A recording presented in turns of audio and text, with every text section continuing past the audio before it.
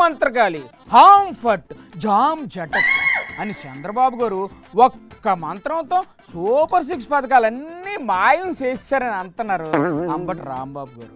ఎలా మాయం చేశారు కనుక్కుందాం. నమస్తే గురుగారు, చెప్పండి. జగన్మోహన్ రెడ్డి గారు 15,000 ఇస్తూ టాయిలెట్ మెయింటెనెన్స్ కి, కూల్ మెయింటెనెన్స్ కి 2,000 మినహాయించి తల్లుల ఖాతాల్లో 13,000 వేశారు. అవును, మెయింటెనెన్స్ ఖర్చుల కోసం తీశారు. మరి లోకేష్ బాబు గారు 2,000 రూపాయలు లాగేశాడు.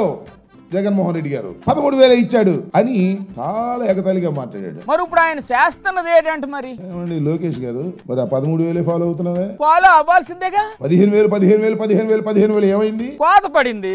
నారా లోకేష్ గారు సిగ్గుందా అని అడుగుతాం. మీకెందుకు వచ్చింది సార్ ఆ డౌట్? అసలు సిగ్గుపడే లక్షణమే బాబు కొడుకు ఇద్దరికి లేదు. ఏంటండి మీరు క్వశ్చన్ మీదే ఆన్సర్ కూడా మీదేనా? అయినా సూపర్ 6 హామీలు అమలు చేస్తారంట కదా. బుస్ బుస్ వామ్మో, ఉస్సుమంటున్నారు.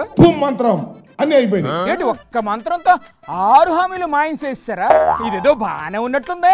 సూపర్ 6 అన్నాడు, సూపర్ 7 అన్నాడు, 143 హామీలు అన్నాడు. ఏమి నెరవేర్చామంటే బుస్ ఏమి లేదు. తల్లికి వందనం ఇస్తున్నారంట కదా. దానిలో కూడా దగ, మోసం తప్ప మరొకటి లేదు. మరి మిగతా హామీల సంగతి ఏంటండి? చంద్రబాబు నాయుడు అన్నీ అయిపోయినాయి, ఎవరు మాట్లాడడానికి వీల్లేదు, ఎవరన్నా మాట్లాడితే వాళ్ళ నాలిక మందం అని కోస్తున్నాడు కదా. అవునా?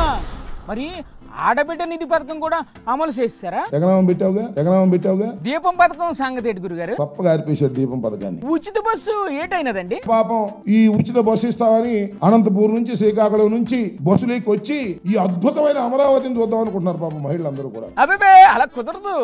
ఉచిత బస్సు జిల్లా వరకే పరిమితం అంట. అమ్మ ఆశ దోశ అప్పడం వడ బాబు గారు అంటే మీకు మరీ లోకు అయిపోయారు.